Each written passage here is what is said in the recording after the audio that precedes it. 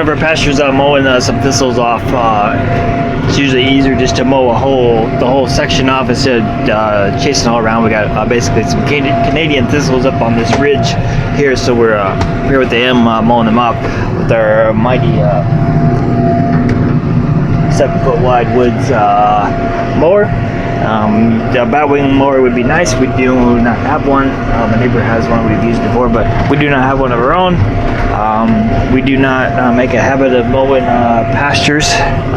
We do mow to control weeds. I would prefer to spray them. It's a quicker, more productive way to get rid of weeds by spraying. These up here got just a little too far away from us. Those over there, as you can see between the sun, there's some taller stuff. Those are Canadian thistles. Those have been sprayed. Those are all dead. But it's basically what I do is we follow the cows as we rotationally graze, and then for example, the very way over there is where the cows started. This paddock, the next one is they've probably been out there for 2 weeks. But I ran around there with the four-wheeler and the sprayer and sprayed the kind of the fence rows and some random thistles here and there. There's really not that many weeds over there. And in this one, the same thing. The thistles are just a little too tall. Canadian thistles, if I haven't mentioned that, that's what those are. They're a little too tall to spray at the moment. So I'm up here. I'm mowing them off. They're a little late, or I'm a little late. They're kind of already bloomed and flowered. But I guess it's better than never. So, but in general, don't make a habit of doing this. I haven't been up here for like 10 years to mow this paddock. You can see the cows are down there.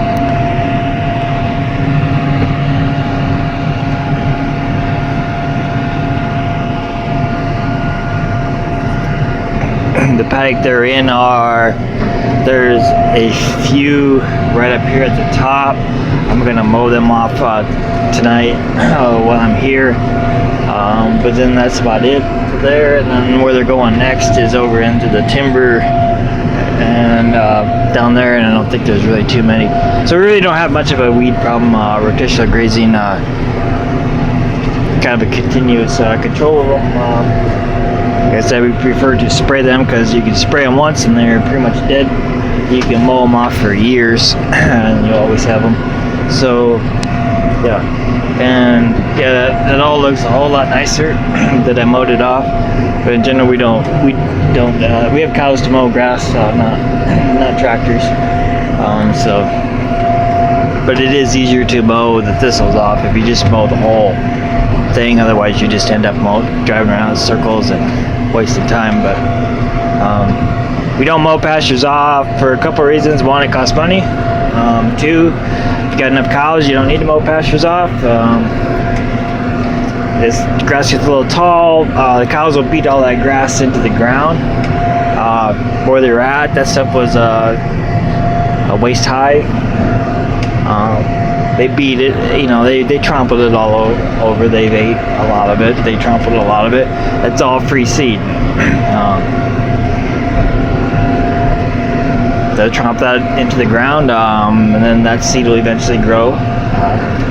So there's no need to batwing pastures. And then if anybody is fertilizing pastures with just straight nitrogen, and then going in and batwinging them, that's one of the dumbest things in the world. Any extra grass we have, we will mow it off, but we will bale it then. And that's the advantage of rotational grazing. So anybody that has cows that are not rotational grazing, I challenge you to seriously consider it.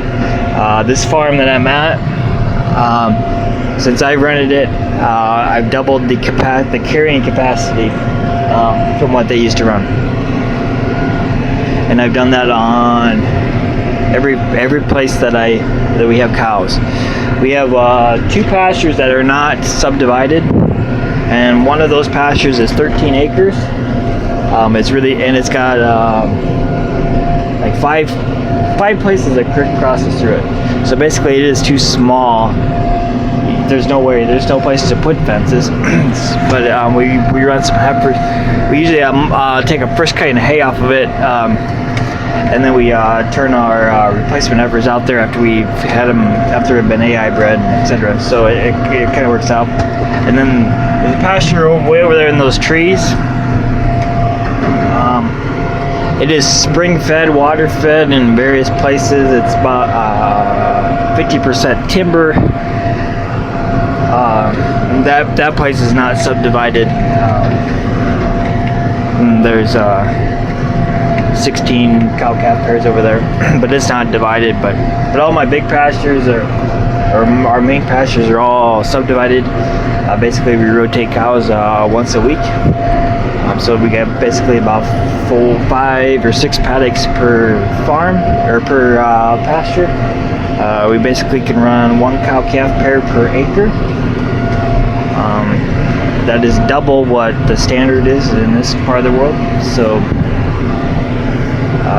anybody's looking to expand, raise more cows, run more cows, start putting electric fence up.